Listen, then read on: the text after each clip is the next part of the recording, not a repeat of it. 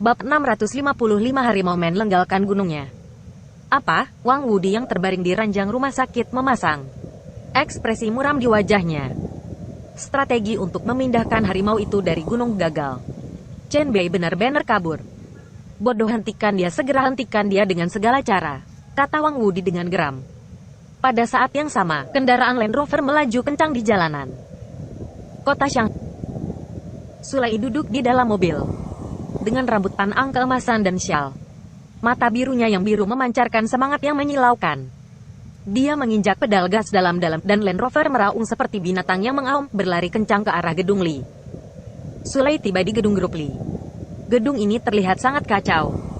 Pria itu membawa kotak kayu panjang di punggungnya dan berjalan menuju lantai selangkah demi selangkah dengan tenang. Sekelompok penjaga keamanan di sekitar ingin menghentikannya, tetapi mereka semua didorong dengan mudah menggunakan satu tangan, kemudian dan terbang secara menakutkan. Di mana Li Qingyan? Aku ingin melihatnya. Suara pria itu sangat tenang, tapi menakutkan. Di lantai 99 gedung Li, sekelompok besar pengawal yang menjaga Li Qingyan mencoba melarikan diri, tetapi pada saat ini semua sistem sedang terganggu. Rambut Li Qingyan sedikit berantakan dan dia sepertinya merasa sangat ketakutan. Zhang Yong menahan Yuka di tubuhnya dan mengikuti Li Qingyan, bersumpah untuk melindunginya sampai mati. Ini adalah tugas yang diberikan kepadanya oleh Chen Bei kepadanya dan dia harus melaksanakannya. Presiden Li, jangan khawatir, aku telah memberitahu Chen Bei. Dia pasti akan datang untuk melindungimu. Wajah Zhang Yong pucat tetapi suaranya terdengar tegas. Pria itu berjalan menaiki tangga dengan tenang dan tenang. Dia perlahan berjalan ke lantai 98. Di lantai 99 dia benar-benar terkunci oleh gerbang besi baja yang tebal, bahkan liftnya tidak berfungsi.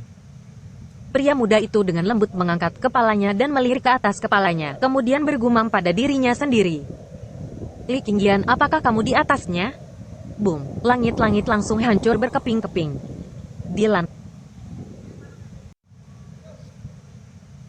Di lantai 99, pengawal melihat adegan ini, semua orang kaget. Bagaimana dia bisa menghancurkan langit-langit yang tebal? Pria itu menatap dengan ringan ke arah kelompok pengawal, kemudian pandangannya tertuju pada wanita yang dijaga oleh pengawal yang tak terhitung jumlahnya. Kamu adalah Li Qingyan. Suara pria itu sangat tenang. Wajah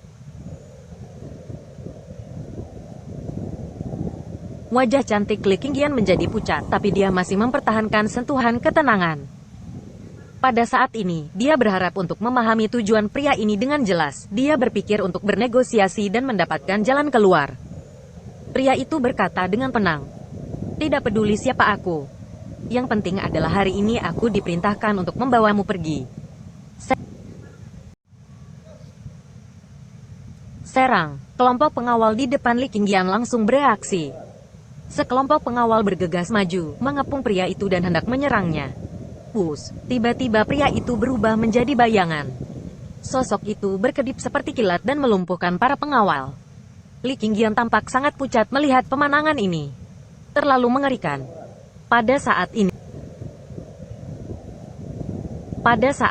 Li Qingyan teringat dengan sebuah sosok yang tidak berada di dekatnya. Li Qingyan diam-diam mengirim pesan teks ke ayahnya. Jika terjadi sesuatu kepadanya, maka ayahnya berhak untuk mengambil kendali penuh atas perusahaan. Dia sudah bersiap untuk menerima hal yang terburuk. Pada saat ini, Li Qingyan menarik napas dalam-dalam, dan sosok cantik itu tampak. Li Qingyan, ikut aku. Suara pria itu membuat orang gemetar. Zhang Yong berlumuran darah, tetapi dia menahan rasa sakit yang parah. Dia merangkak di tanah dan meraih kaki pemuda itu. Presiden Li. Lari. Zhang Yong mencoba menahan pria itu agar Li Qingyan bisa melarikan diri. Boom, pria itu kembali melayangkan tendangan kepada Zhang Yong. Baik, aku akan ikut denganmu, tetapi lepaskan anak buahku. Suara Li Qingyan sangat tenang dan sepertinya telah membuat keputusan besar. Wajah pria itu masih sangat tenang dan berjalan mendekati Li Qingyan. Tiba-tiba, terdengar suara aneh di udara. Wajah pria itu sedikit berubah. Sebuah sosok hantu menembus udara seketika dengan cepat, kemudian tiba-tiba muncul di depan presiden. Sulai berdiri di depan Li Qingyan dengan acuh tak acuh sambil membentuk posisi pelindung. Wajah cantik Li Qingyan sedikit linglung melihat wanita pirang di depannya. Sulai. Hei, Bung, apakah kamu tertarik untuk berkelahi? Sule menatap pria itu dengan penuh arti. Tujuanku adalah Li Qingyan. Bukan kamu? Sulei tersenyum ketika dia mendengar ini, senyumnya secerah mawar. Maaf, tujuanku adalah kamu? Mata indah Sulei sedikit terangkat dan dia berkata dengan menawan. Mata pemuda itu sedikit menyipit.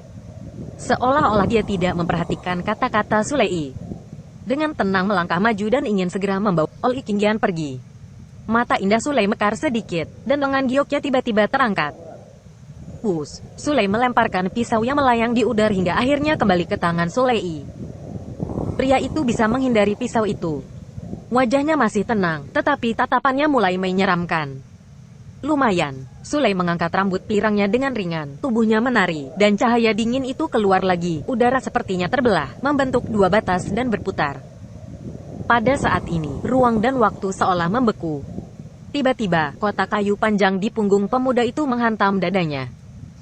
Boom! Cahaya dingin dari sayap jangkrik, seperti kilat keluar kotak kayu di depan dada pemuda itu. Kotak kayu yang panjang dan sempit itu langsung hancur menjadi satu.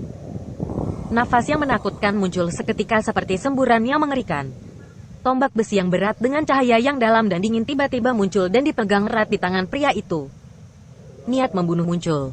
Tiba-tiba, ketika melihat senjata dingin ini, mata indah Sulei berubah sedikit. Dia merasakan nafas yang mengerikan yang tak tertahankan. Senjata itu sangat mengerikan. Udara sepertinya terus bergetar dan menusuk oleh suara logam. Pada saat ini, semua orang menutup telinga mereka. Suara itu terlalu keras dan mengerikan. Pada saat ini, keceriaan di mata indah Sulei berubah menjadi keseriusan. Menar, sudah lama sekali aku belum pernah bertemu lawan seperti itu. Bibir merah indah Sulei mengangkat busur. Sulei menari dengan lengan gioknya dan belati sayap jangkrik tiba-tiba melawan. Dang, kedua senjata itu bertabrakan dengan keras. Tubuh indah Sulei terbang, terbalik di udara, dan sentuhan muncul di matanya yang indah. Pada saat pria itu sekali lagi mengambil senjatanya, menembak ke udara dan meledak langsung ke arah Sulei. Dor, tembakan ditembakkan ke pelipis Sulei. Maybach hitam itu berlari kencang dan meraung di sepanjang jalan. Ekspresi Chen Bei sangat cemas, hingga tidak sempat menginjak pedal rem hingga mobil terus melaju kencang. Pada saat ini puluhan mobil tiba-tiba keluar dan menghadang Chen Bei. Puluhan mobil dengan sigap menyerbu langsung menuju Maybach hitam Chen Bei. Mereka tampaknya tidak berniat memberi jalan atau berhenti. Tanda seru. Hati-hati, mereka akan menabraknya. Wajah cantik Ye Suang di kursi penumpang depan berubah pucat. Tapi Chen Bei tidak bermaksud memperlambat sama sekali. Dia menekan setir dan menginjak pedal gas. Duduk yang bagus, teriak Chen Bei. Detik berikutnya, boom, terdengar suara yang mengejutkan. Maybach bertabrakan dengan belasan mobil itu. Maybach seperti tank lapis baja menabrak dengan kecepatan mengerikan 300 km per jam. Belasan mobil itu tidak bisa menghentikannya. Mereka dihancurkan oleh kekuatan yang mengerikan dan terlempar seperti bola bowling. Semua pejalan kaki di jalan itu ketakutan. Kemudian semua orang terpencar dan terpaksa mundur. Mata orang-orang membelalak melihat pemandangan ini.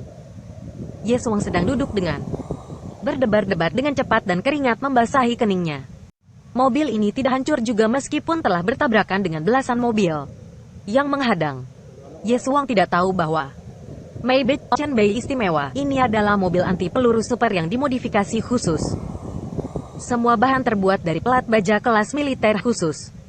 Maybach berlari dengan liar sepanjang jalan. Ye Suang duduk di dalam mobil, kemudian mengeluarkan ponselnya dengan panik dan buru-buru menghubungi nomor kantor polisi.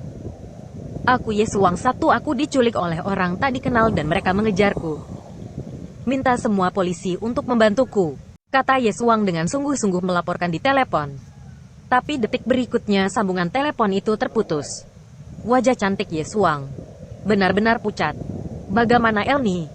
Dia mencoba menelepon lagi, tetapi nomor kantor polisi tidak bisa dihubungi.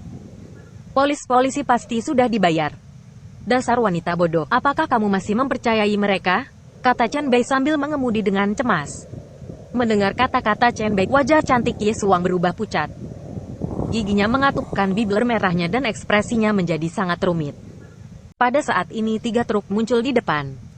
Ketiga truk itu melaju berdampingan, membentuk garis horizontal yang menakutkan, benar-benar menghalangi seluruh jalan. Ketiga truk itu seperti gunung yang mengerikan dan menabrak Maybach